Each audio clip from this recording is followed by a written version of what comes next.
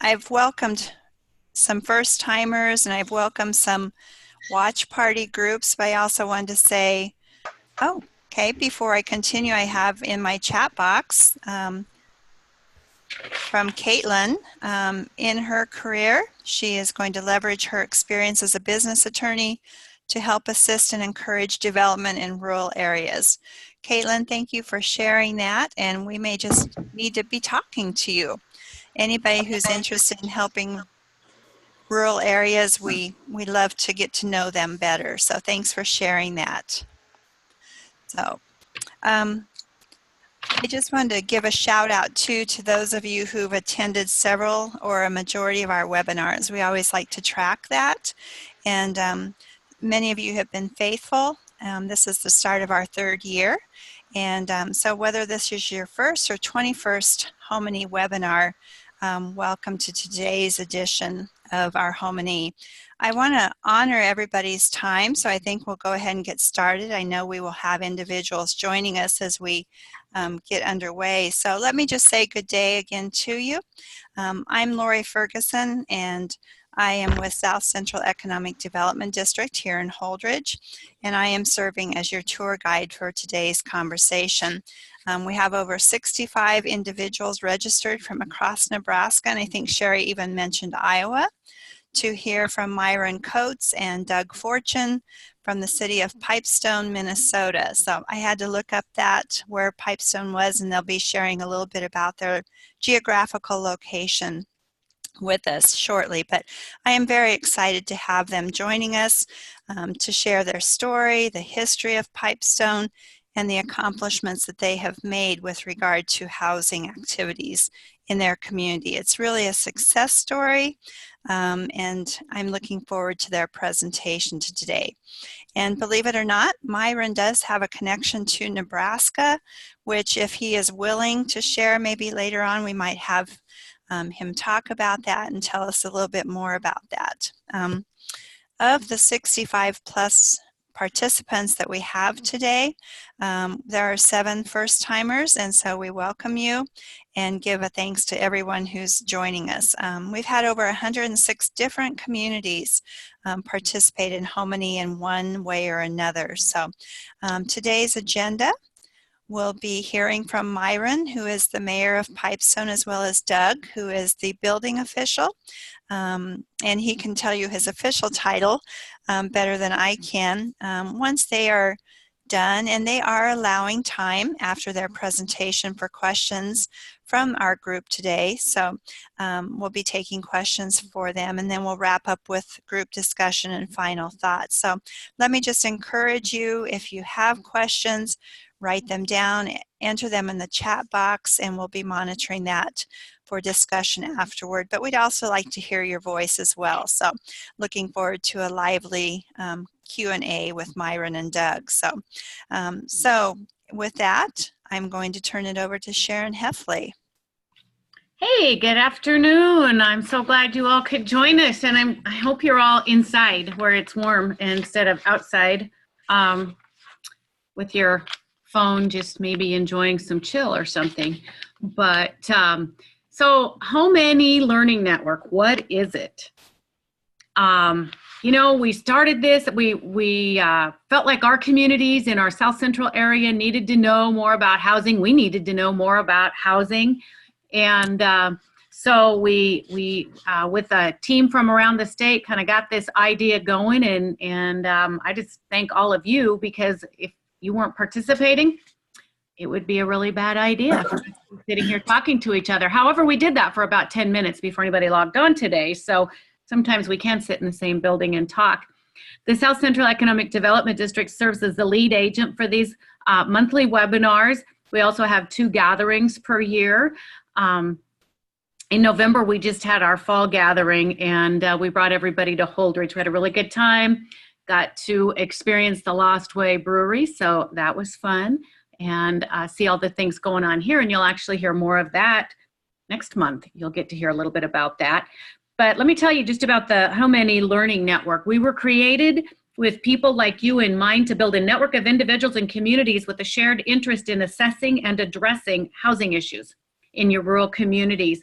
We want to provide a safe space to be vulnerable about what's been tried and help you find motivation to take that one more step in the right direction. Learn from successes and struggles of others and take away new ideas or see things through a new lens. Sometimes I need to do that. Just look at that through somebody else's eyes and go, oh, wow, that wasn't at all what I thought. Helps bring clarity. And finally, to inspire you. What you do is valuable. Nobody else can do it or will do it quite like you. And now's the time to leave your mark on the universe. So I hope that with this, the information we hear today, this is the first time we've brought in a story from out of state, and I'm excited about it. I hope you will be inspired. We have the map up. So if you look, that's where people are from that have joined us from across Nebraska. And like Lori mentioned, we've had a couple other, we've had South Dakota folks and Colorado and maybe Iowa today, I heard. So that's awesome.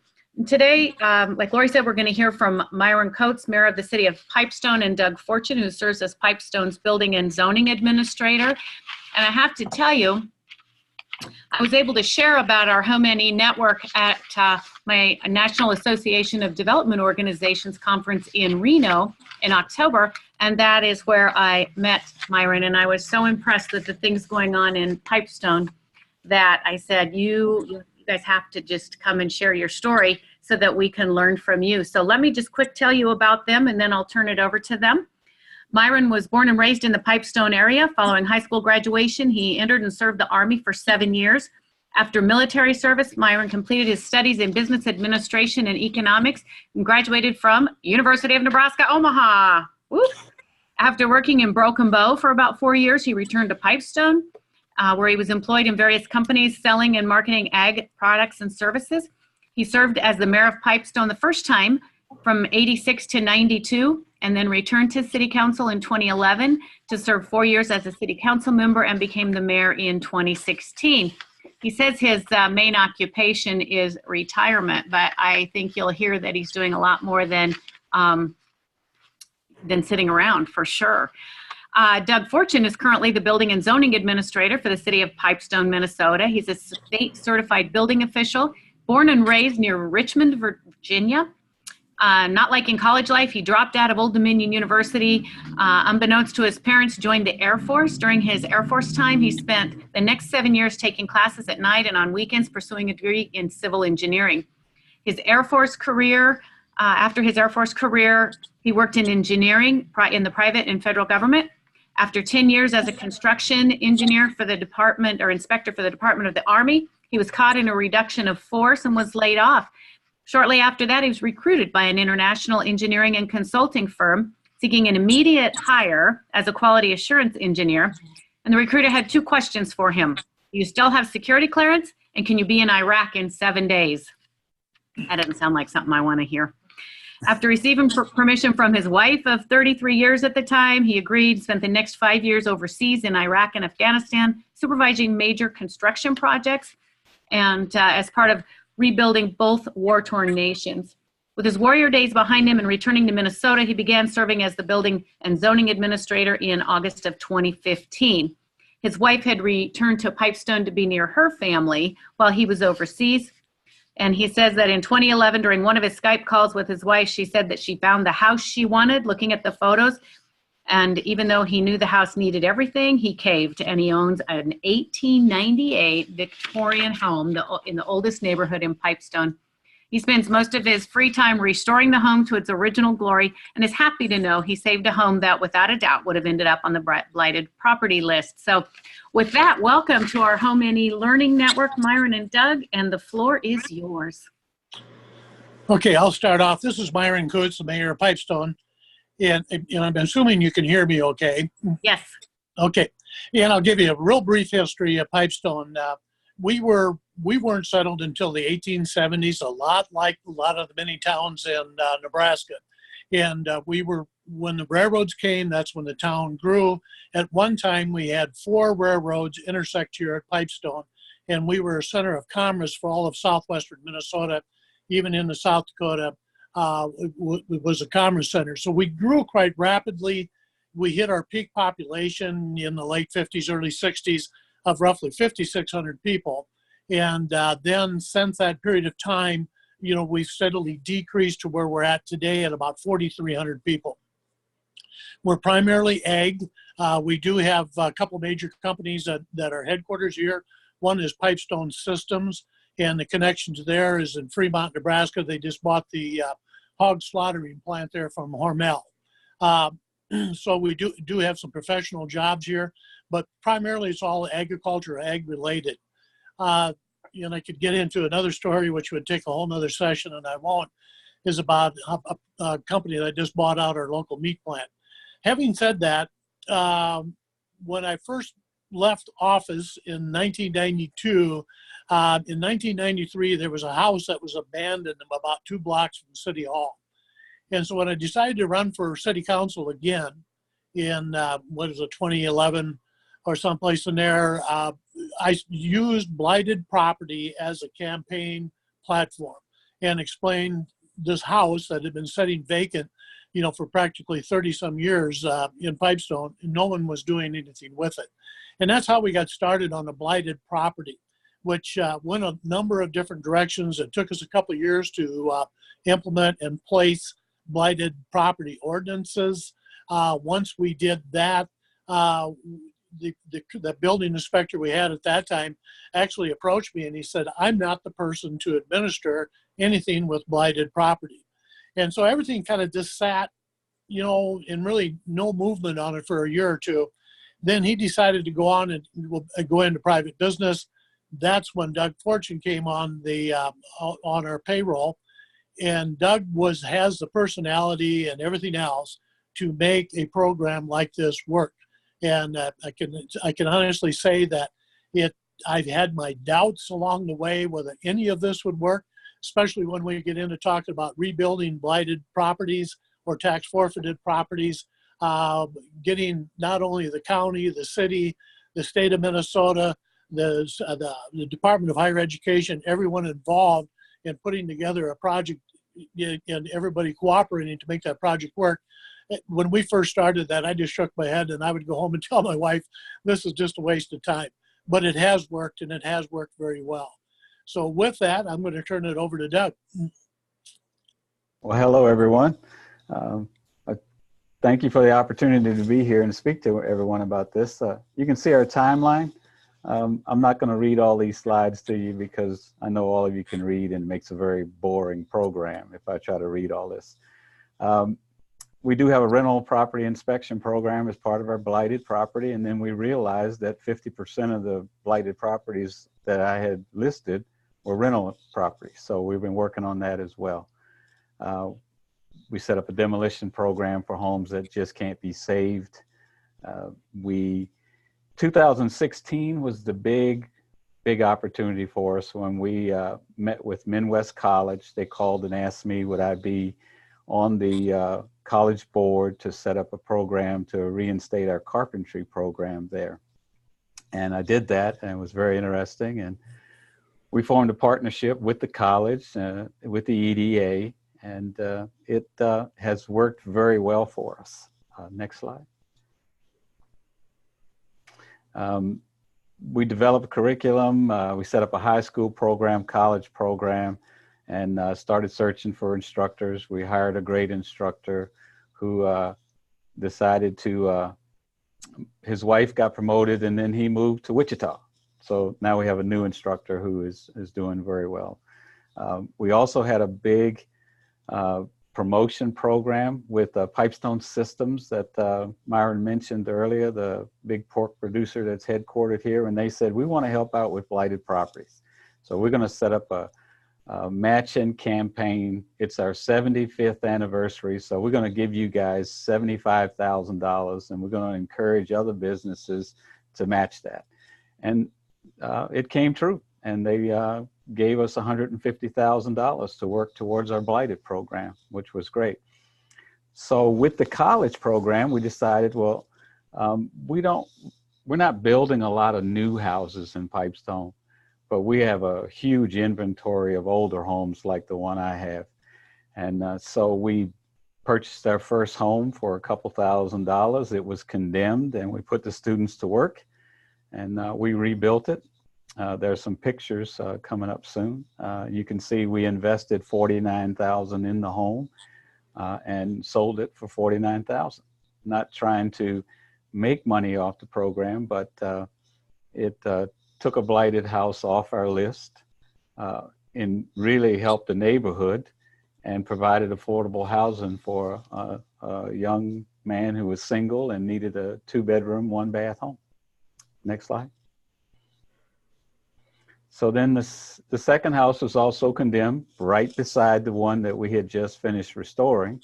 And we purchased that one and put $70,000 in it and sold it for $70,000. And this one not only removed the house off the blighted list, helped clean up the neighborhood. The students were there learning a skill in carpentry, but the young lady that purchased it set it up as a daycare center. And when we had a real shortage of daycare here in town. So that was another milestone that helped us out. The third house, right next door to the second house that we had bought, couldn't be saved. It was demolished. With the 2 houses being restored and that one being demolished, it cleaned up the entire city block right there. It was a huge improvement for the whole neighborhood. And it was the houses on the west side of the street were all, you know, B plus houses, and the ones on the east side were just pitiful. So now we've cleaned up that entire block, and it even put a little pressure on the one house that was remaining, because he knew then that, well, my house needs to be painted. I got to do some caulking and some cleaning, and we kind of moved a little pressure of blight over onto him, and that worked out well.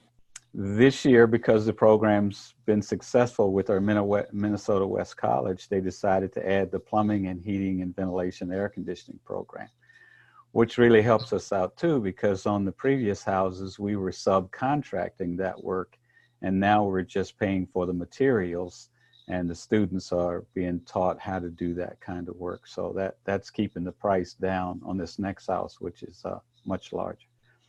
The fourth and fifth homes were purchased for tax forfeiture. The fourth one is in progress. The fifth house, I have it up here. I've got a mistake on that. The fifth house was actually demolished. It could not be salvaged, and it was right next door to the house we're working on now. So we added that vacant lot to that house, which really makes a nice corner property for this 4-bedroom, 2.5-bath that we're working on now. Okay, the sixth house is ready. That's the next house we're going to be working on, and that was donated after a foreclosure, and I condemned the house. So the mortgage company was glad to give it away, since they knew they couldn't sell it and didn't want to spend the time trying to fix it. Next slide. This is our first house. You can see before and after. Man, that before is just pitiful. Next. This is the second house right next door to that one, and that's the graduating crew. There are a couple college students in the photograph, and the rest are high school level. We do an open house when we sell the house like that, and I think we had, Myron, 150 people came through? About 150, yes. Yeah, and the students got to explain what part of the project they did as far as sheetrock, doors, windows, roofing, and all that. And they were pretty excited to have their parents and grandparents come and see the kind of work that they had done. So program right now increased in size from the last 2 years. So next. This is one of the houses that was demolished. The basement foundation is one of the first things that I inspect before we think about taking on a project, because if the foundation is as bad as this one was, then we're not going to try to salvage it. It just costs too much money, too much expertise needed to do it, and you'll never recover the funds out of the house, out of this type neighborhood. Next. This is the one we're working on now. It's a farmhouse. Looks like it was built in 1908, from far as I can tell, and had some additions and upgrades along the way. And the picture on the right is the condition it's in now. The students are working inside, of course, with the cold weather. I think real feel right now is -10 here. So the other part that I do is I teach the building codes part of the class at Midwest College and the computer drafting. Each time I go out to the site to do an inspection, all the students are there, and I tell them exactly from the building code standpoint what I'm looking for and the reason that they are required to do some of the things behind it because of safety and fire and that kind of thing. So, next. This is the house for next year's program. It doesn't look that bad from the outside, but it's a sight to see on the inside. I think they had 15 cats and 6 dogs living in this house with them. And you could smell the house from the sidewalk. You didn't have to go in. So now it's been sitting for a year or two and has aired out, and it's not too bad going inside. But that'll be our next one. It's okay. You can see the city council really, I have to give them credit. They set up a good program, and they've never failed to back me when I need their assistance, which is kind of key. You have to have that support to push a program like this. The demolition grant program helps out owners that just can't save their property. You can see they'll grant 50% of the cost of demolition, not to exceed $5,000. As a building official, the backing I have from the state codes and the state building codes is also essential because our state building code is very clear on how a building official can handle a hazardous or structurally unsound, unsafe house. So sometimes I do get assistance from Health and Human Services, Department of Health, where the situation just calls for, we've had a couple hoarders in town, and those houses are just, it's hard to describe, but it's a lot of work to take care of it. If we ever run across a meth house, by Minnesota statute, a meth house must be demolished. We don't try to save it. The chemicals involved get into the porous surfaces of sheetrock and wood and just cannot be removed. So that's a done deal if you run across that. The program, one thing I did know, you have to run the program with a heart. There are elderly people in town that just cannot make the repairs themselves or don't have the financial means to do so. So when I run across someone like that, then I have handouts that I give them that covers the federal grants and low interest loan programs. And a couple of them I've actually filled out the paperwork for them and helped them do the online portion of the paperwork to get funds to do that. It's hard to tell someone in their 80s that have been in this house for many years that your house is blighted, it's unsafe, you have to make these repairs. But from a building official point of view as well, you can't let someone live in a hazardous, unsafe house. So it's a fine line to walk sometimes, but you do have to run it with a heart and understand. And as a person that owns an old home, like my 1898 Victorian, a lot of things are expensive. And luckily for me, I can do all the hands-on work myself. So, but some can't. Some variables and some problems that pop up along the way I just mentioned are the elderly at risk, the hoarders' houses that are, just unfit for human habitation, and then the meth labs. Next. Accomplishments. Like I said, previously said, the first 3 projects really cleaned up half of a city block. It changed the entire look of the neighborhood. When neighbors are walking by and stopping and saying, "Hey guys, thank you for taking care of this house," that goes a lot. That goes a long way. We've, since I started here in 2015, 26 properties been demolished.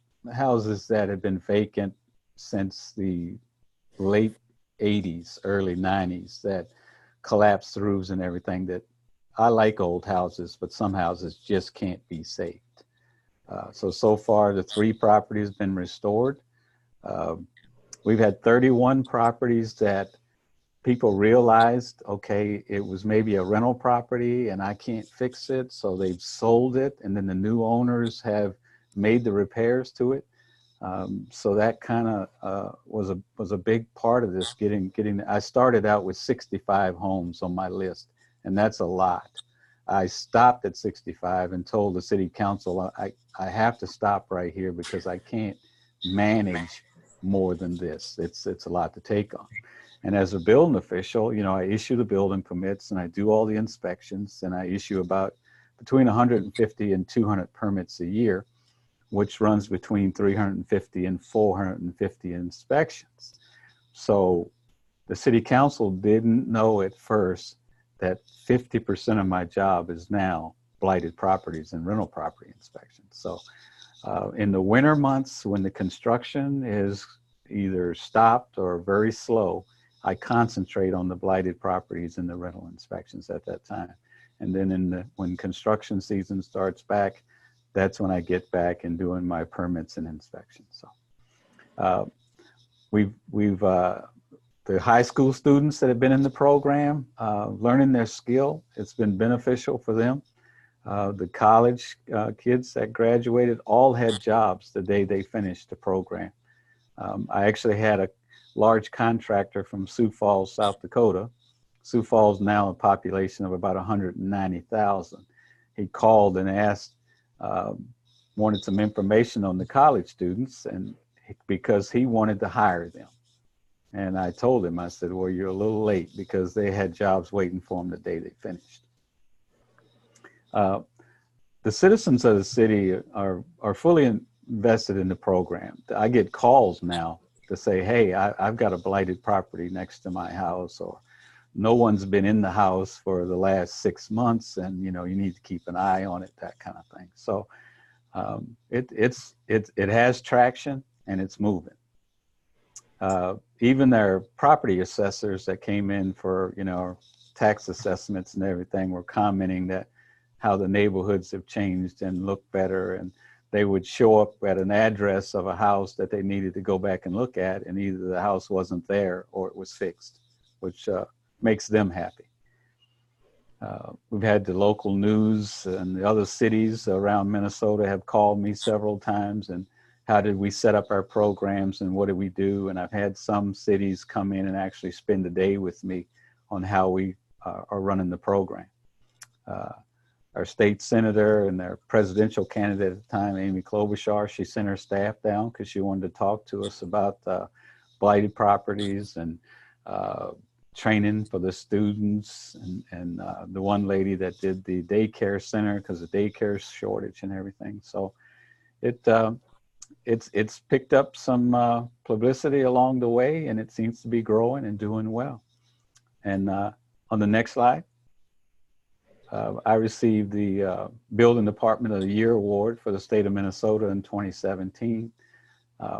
First time in the state that a city of less than 20,000 won this award. And part of it was directly related to the blighted program and me working with the college students and working with the elderly that aren't able to make repairs and stuff on their houses. So it's definitely a beneficial program. And with that, I will stop running my mouth. And I'd like to add a couple of things. This is Byron again. In that, we fund this program in addition to $150,000 that was granted to us. We levy the taxpayers $75,000 a year to fund this program, and that's through the funding that'll fund the grants. It will also fund some loan programs for historical property to get that off the blighted list, and also commercial properties. So the city council is really tied into supporting this program, not only with our support of Doug, but also with monies behind it. And I just see kind of a question came up. What's step one and step two? Step one is get your city council behind it. Step two is be able to fund it and get your ordinances in place so that you can enforce it when you have to through the court system. But it's the citizens need to be behind it. Your city council needs to be behind it, and you have to fund it with money. And if you don't have either one of those things in place, it's not going to be as successful. That's all I had.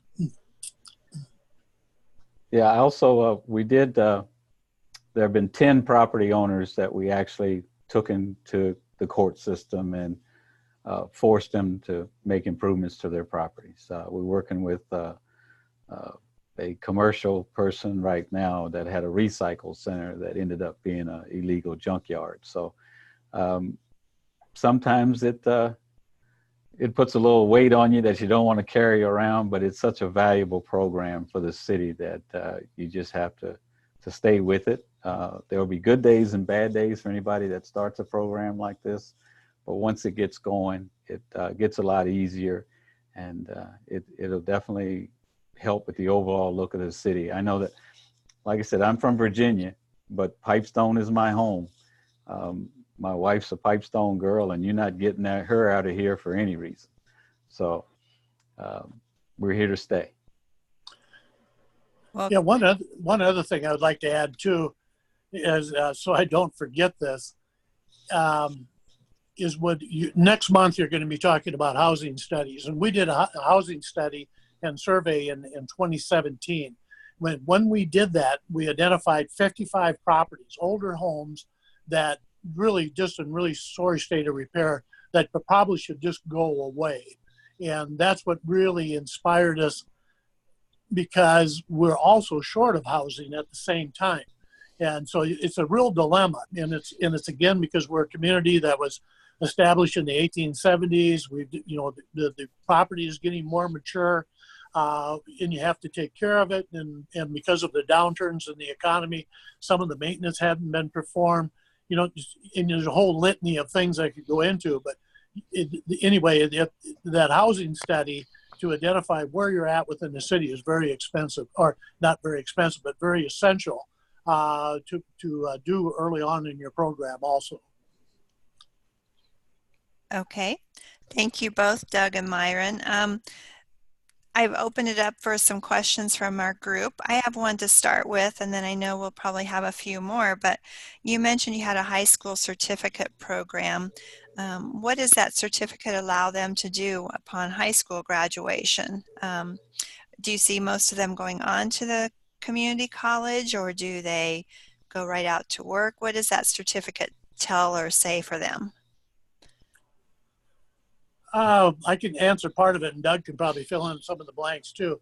What it really, within you have graduation standards, and you have so many electives that a person could take in high school. So typically we have seniors that are enrolled in this program, and they'll enroll for a semester or possibly even longer. What it had, some of the experience that I've had with the people, there's been a number that have gone off to join other contractors from graduation. The other big thing that I hear from high school students is learning a lifelong skill so that when they own their own home, they can do their own improvements and know how to do the repairs. Okay. Doug, you can help me out on the rest. Yeah, that's basically the same type thing I've heard. I know a couple of the guys that graduated last year moved over into the college diploma level program, and one of them's father is a concrete guy, and he owns his own business, and he wanted his son to get a little more background and some hands-on stuff, and bring him into the company. And the other one, his dad is an actual house builder, so he came in from town and took the program and graduated last year, and now he's building houses. Okay, good. So what questions do you have for our speakers today? So I want to back up to something. Myron, you and I talked about that house that the gal moved into and started the daycare. Can you just tell a little more about that? Because I think we have those people in our communities. If we just recognize the opportunity, can you give us some more details on that particular story? Sure. And this is kind of a spin-off because of our blighted program. What happened in our community, we had what we call Pipestone Development Corporation. It was a number of private individuals started this corporation. It's funded by $25,000 a share, and they are actually in the development business to make money. One of the critical shortages that we have is daycare, and I'm almost positive that you have the same problem. So we were looking around as one, how do we solve that problem? And two is how do we actually kind of make some money off of it? So the second house that we had rebuilt, the Pipestone Development Corporation bought it. And what they did, there was a young lady, I think she was about 21, 22 years old, had no credit history, but wanted to start a daycare. So what they did is they bought it for her, sold it to her on a contract for deed. And so what we did is two things. We got a young person into a house that wanted to work in Pipestone. Two, we got a daycare, which we're critically short of. And three, an opportunity for a young person to establish a line of credit, so that eventually they can get standard financing on that home. And so it was a cooperative effort, between about 3 or 4 different organizations to make this happen. I love that story. I think that's what's so important for everybody to hear is that no one entity is making all this happen. It takes so many different people coming together and doing just their part. So Exactly. Good stuff. We do have a couple questions in the chat box that I'll read for Doug and Myron, and if you'd like to tackle these. The first one comes from Megan, and if you'd like to read through it with me. She loves what you're doing with the program and notice that you're working with properties that have people living in them. Also that you have met your capacity of projects that you can do at one time. Do you have a system for prioritizing houses? She also wonders what your thoughts are on starting with vacant properties, and also are there any issues with displacing people, and if so, how do you work with that? So I'll let one of you or both of you share your responses to that, and then when you're done with that, we've got another question for you. Well, go ahead, Doug. Okay. Vacant properties, most of those, they are blighted. And I just start with the owner of the property. Sometimes that's tough. I think I have 3 or 4 properties now where the owner has died, and the family, they don't want to probate the property because they don't want the property.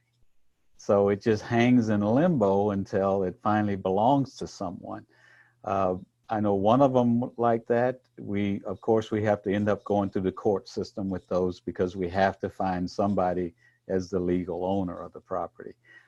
But we have a right of entry form that I can give to a property owner to say, hey, it doesn't matter. You give us permission and we will tear the property down. We've done that several times. Sometimes we take the lot as city possession, and then we can resell that lot. Other lots are just because their house was built so many years ago and the zoning ordinance has changed so much, we don't want the lot. I mean, we leave it with the owner and they're still responsible for cutting the grass and cleaning the sidewalk and stuff like that. But we can't do much with a lot that's 34 feet wide and 75 feet long. You just can't build much on it. And we don't have a tiny home ordinance for the city of Pipestone, not yet. So you just have minimum standards to build a house on. Houses that are occupied, like I had mentioned with some of the elderly people, you just have to sit down with them and try your best to explain the program and try to get them assistance if you can. The first step is to sit down with me and talk to me. If you are not accepting my certified letters, which that's the first step one, you get a certified letter for a blighted property. If you don't respond to that letter, the next letter is hand delivered by me or by the sheriff's department. And if you don't respond to that, then it'll be turned over to our city attorney. But step one, come and sit with me, and I can work out with a person on giving them the time that it takes to get some of the work done. Sometimes I know it's going to take a year or more to get the new roof on, to get the windows fixed, to get the siding done and painted and stuff. So once we start seeing some progress, then the neighbors will start to see some progress and they know that we've addressed it. But one house, I had to evict the family with the children. Health and Human Services helped me because of unfit for human habitation. If there are children involved, then that's a done deal. You cannot live in that house with the children like that. So. Thank you. How does it go when you do have those conversations? Do they seem, once they sit down with you, do you see a little bit more success? I noticed that you said you have to run the program with the heart, and I thought that was really interesting. And I don't know if sitting down and kind of helping them understand helps the process along. Yeah, it does. Some of the elderly people I've dealt with are angry that, you know, I told them that their house wasn't in great condition, and they think it is. I go over all the color photographs with them and everything and explain to them how the building code works, how our city ordinances work, and that, you know, we'll work with them. We'll, again, set up that schedule. If they qualify for some of the HUD funding, or what we have is the Department of Agriculture's 501 program, where it has grants, low interest loans. I give them that information and try to work with them as much as possible. But I know some of them are going to take a long period of time to help out. We used to have Habitat for Humanity here in town, and they folded. And I knew that we needed some kind of volunteer organization to help out. So I met with several friends of mine and people that I'm on committees with, and we actually have set up a Rebuilding Together, which is a nationwide program that does a lot of stuff that Habitat for Humanity can't do. Like Rebuilding Together can go in and just replace a furnace or a water heater or some broken windows or a roof or painting or like that. And it's all volunteers that do the work. And we hope to be doing our first home, assisting an elderly person in town. He needs a lot of painting and some work on the exterior of his home. But we kind of got a slow start because everybody that's on the board of Rebuilding Together is on multiple boards and committees, and trying to get everyone together is tough. Sure. But that's another little part of the program that we hope to really get started this year.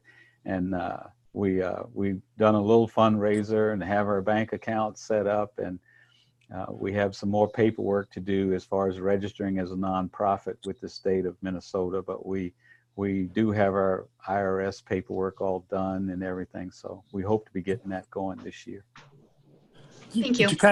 This is Myron again, but to kind of accent what Doug has been talking about, there's been about 3 or 4 homeowners that I've sat down with that have blighted property early on in the process. And primarily the reason why they haven't tackled anything is because they're absolutely overwhelmed with how much is wrong. And they know it, and it's difficult as it may be for them to recognize it, but deep down they know it. And it's like what Doug was saying, is going through a process one step at a time, understanding that it's going to take a year, 2 years, 3 years, but long as we keep showing improvement, how much better it is. And one particular house, well, I won't get too much into detail of it, but anyway, she did put a little paint on the outside this last summer, and how proud she is of that little bit of paint. Well, it's got a long ways to go, but it was a start on making that home better. Okay. Thank you for that. We have another question from Casey. He's asking, was there much pushback from the public to add the levy to handle the costs? You know, not really. Through the campaign, the original campaign that I was on, and I wasn't the only person that was talking about it. There was two of us city council people that came back on at the same time. We were talking about it. It gave the inspiration to the other council people to start talking about it. And once we got the community to start talking about how much better it could be, there was really very little pushback on that amount of money being levied. There was 1 year we had to back off on the 75,000 because we were looking at a fairly high percentage of levy increase. But then we worked through that, and then we're right back at 75,000 again. Okay, good. Good discussion. What other questions are out there for Myron and Doug? I see one question came up on tax increment financing. And yes, we do. We do have tax increment financing districts within the city of Pipestone that people can utilize. Also, we have the opportunity zones. About half of our town is in the opportunity zone, so which is a pretty complicated tax format, but people can utilize that as far as investment and the tax breaks that can be had. We have not, at this point, had anyone use the opportunity zones, but tax increment financing, yes, we use that quite often. Okay, good. Thank you for that information. So what else do you have that you'd like to know about from Myron or Doug? You know, I appreciate what you have embarked on. There are a few of us as development districts in Nebraska that offer a nuisance abatement program. And so we understand that you have to do it with heart. You know, I equate it to raising teenagers. I'm sorry that you want to go out and your room's a mess. Sucks to be you, but we love you and you have to do what you have to do to maintain the rules for the house or the community that you're living in, kind of thing. But I'm just curious. Our state statutes allow us to use an administrative procedure where we don't always have to go to court. So we declare it a parcel a nuisance, and then we get a motion to abate. And that actually can provide the authority for us to go on and do some cleanup. Do you have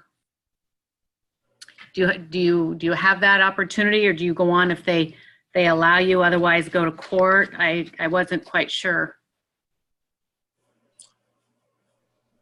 Yeah, Doug, you want to answer that?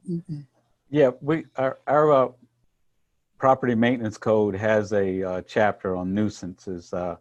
We have used that. We give notices, basically like a ticket to the homeowner to say you have 48 hours to remove the car out of your yard that's on masonry blocks sitting there. You can't have that kind of stuff.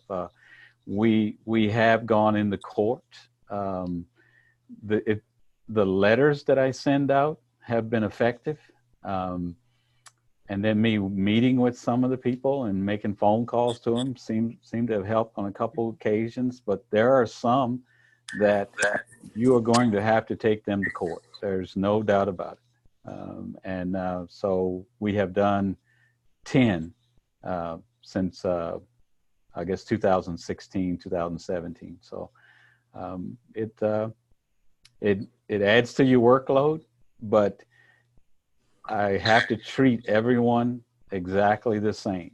The minute that I don't, and it looks like I showed favoritism, the program will probably go belly up. So I tell everyone I treat everyone the same, badly. Yeah, can't get weak kneed, can you? You just have to keep taking the next right step. So Jeff is asking, again, did he hear right that in Minnesota, meth houses have to be demolished? You want to clarify that again? Yeah, that's correct. It automatically falls in our section 1800 of our section 1300 of our building code. And because of the nature of the chemicals that get down into all porous surfaces, meth labs, we just demolish them. There's no repair procedure for it. Megan also has a question for the two of you. What information did your city council receive to get on board with making housing improvements. And also she's asking if your city has seen any positive economic impacts that have resulted from removing blight. Can you address that? Well, this is Myron again, getting on board, what we did is we researched the ordinances that we needed to have in place to implement this program. And that was the first step. And typically, I know in Minnesota, we have what we call the League of Minnesota Cities, and they have files and all these things, so that can is kind of an easy way or a good resource that we use here in Minnesota, and I'm assuming that Nebraska has something similar. Then the second part, economic impact, it's kind of difficult to say at this point. In a way it has, because if you look at the overall city, the values of our property have increased somewhere, well, I don't know, about 12% in the last 2 years. And part of that is because that blighted property is out of the way. It's no longer there. Doug, I don't know if you want to add anything. Yeah, a couple of the properties that were demolished, that we ended up with vacant lots, and now we've sold that lots, and people have added them to their property. And we just did one where a guy added a new garage to his house, and he didn't have the space initially, and then we tore that house down and he purchased it, and so that added a new facility to the tax rolls and increased the value of his house. And the neighbor next door, unfortunately, his son passed away who owned the house, and the house had been on the market for quite a while, but he couldn't sell it with that monster eyesore right next door. And we demolished the house and cleaned the lot up, and a week later, he sold the house for his son that had passed away. So there are some things that happen that might be unexpected, but so far it's been positive from what I can see. Okay. Would you do it again? Oh, wait a minute. I've got a question here. When you've had to go to court to take certain properties, have you done so through condemning the property, i.e. eminent domain, or through the nuisance property maintenance code? And have you ever simply asked the owners if you could purchase the property from them rather than go to court? And if so, has that worked? Yeah, we haven't used eminent domain at all, not one time so far. We've been able to persuade the homeowners to gift the property to the city, or we've been able to purchase, like the first two houses, for just a minimal couple $1,000s. Again, we've got the mortgage company that donated the house to us, gifted it because they just couldn't deal with it.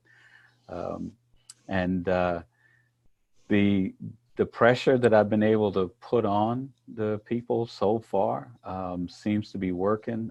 They do understand that, this, if you don't cooperate, if you don't do anything, if you don't respond, or flat out say, I'm not going to make any repairs, it will go to court.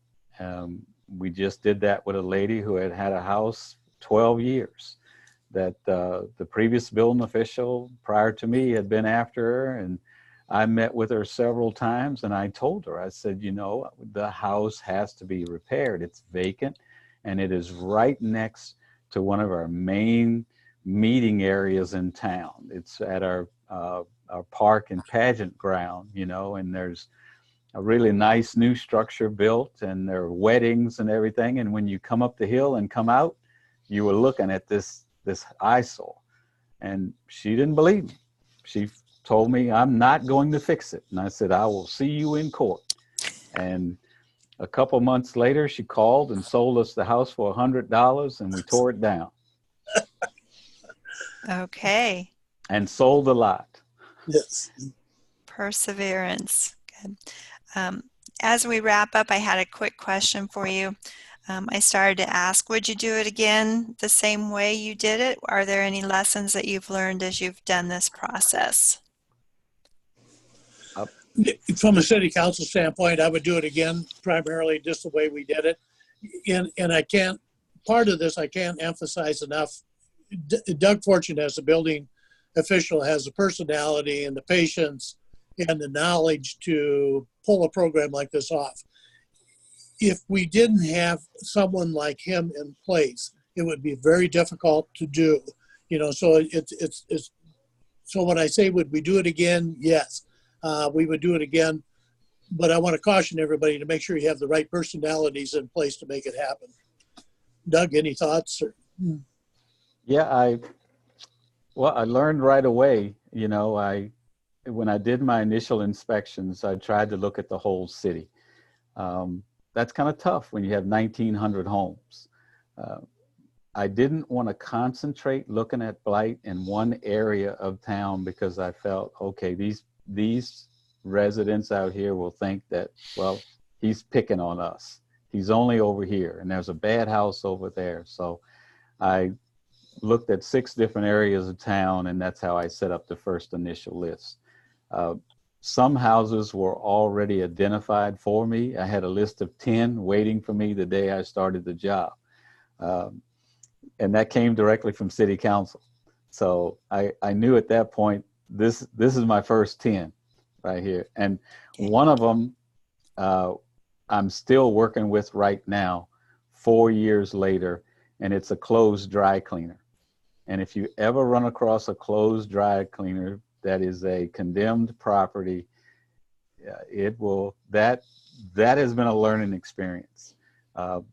Minnesota has a fund for closed dry cleaners where you can get a 90% reimbursement for what you spend abating the property.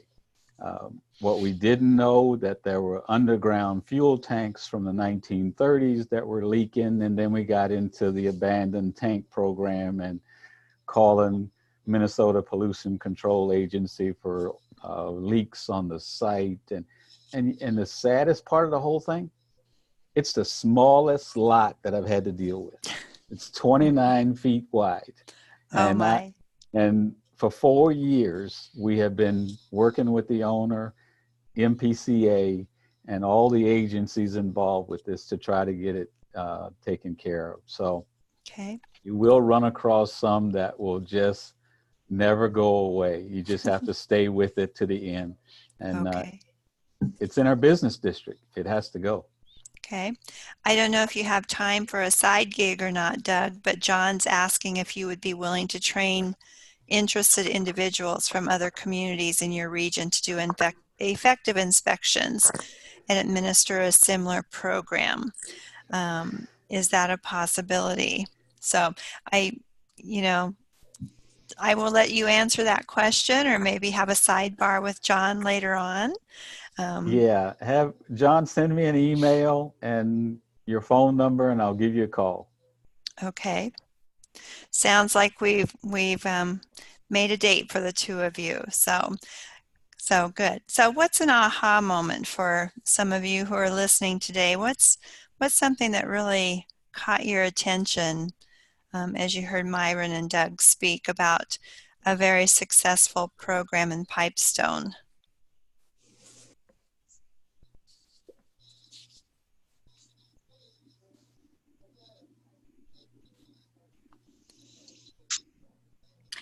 For me, it's just patience and perseverance. You just have to keep moving. I know Doug hasn't stopped on this dry cleaner. It's been the next right step and the next right step, and it gets weary. But yeah, it's just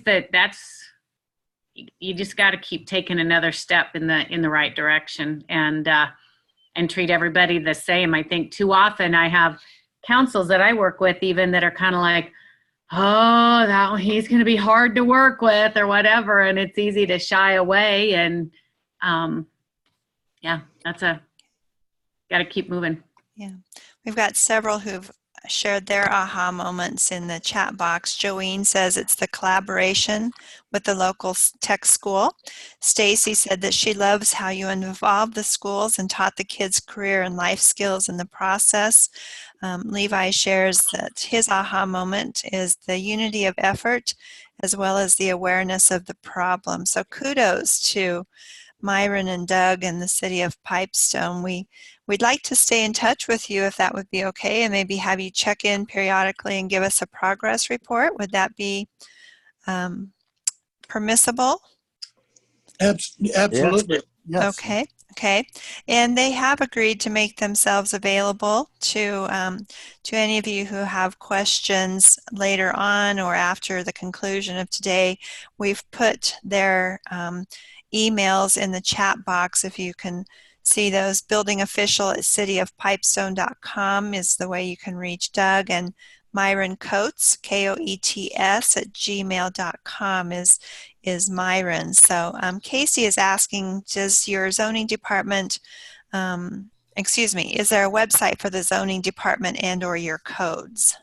Yeah, I can have the slides put on the City of Pipestone website. It's progressivepipestone.com. Okay. Okay. And our code book is on that site also. Yeah. Okay, good.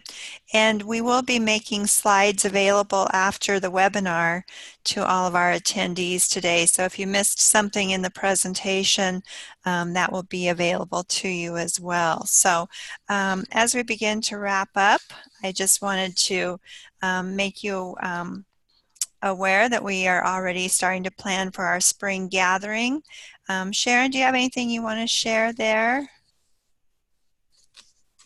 Going to be fun and exciting. Should I tell them where we're going? Well, I can't because I haven't talked to the city yet. How's that? I'm making the plans without letting them know we're coming. Yeah, we might want to let our hosts know we're packing our bags and heading their way. Yeah. So, yeah. But we are going to be talking private-public partnerships, second-story living, revitalization. Okay, so stay tuned for that. I'm excited. Our vision board for the gathering is already up and we're starting to talk about it. So our next webinar is coming up on February 20th. If you do the number thing like I've already done, that's 2020 at 2 o'clock in the afternoon. And Carly Bruning from our local Phelps County Development Corporation will be joining us talking about the importance of and how to utilize a housing study. The City of Holdridge and Phelps County Development Corporation have been utilizing a housing study, periodically doing one, and we thought that this was a very timely webinar topic because NIFA, Nebraska Investment Finance Authority, is accepting housing study grant applications until March 3rd for funding to assist entities that are interested in conducting housing studies. So Carly will be joining us. She was a presenter at our November gathering, and if you were there, she has a lot of great information and a lot of energy. So I hope that you'll consider joining that and already be marking your calendar to join us on February 20th. So Sharon, do you have any final thoughts? June 25. If all of our logistics work out for location, June 25 is the gathering. So thanks everybody. I appreciate you being here. Stay warm. You didn't tell us how cold it was in Pipestone today.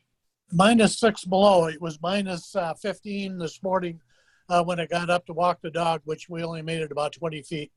Oh my. Ooh. So way too cold, so you can keep it. So I'll take my 23 degrees, but feels like 10. So well, you can wear shorts. I wanted to just make one plug for Pipestone, and I didn't mention it in the introduction. We are the home of the Peace Pipe. In the quarries here is where the stone is quarried for the Native Americans to make peace pipes, and so we have a national monument. And so I get paid 25 cents from the chamber to say this. So anyway, please come and visit us. We have a lot of things we can do. Okay. So if any of us come up there, you'll meet us for coffee? Yes, I will. All right. Okay. Well, thank you, gentlemen, and to all of you who've joined us today. We look forward to seeing you back here on February 20th. And with that, if there are no other questions, have a great rest of your day. Thank you. Thank you. Bye-bye. Thank you.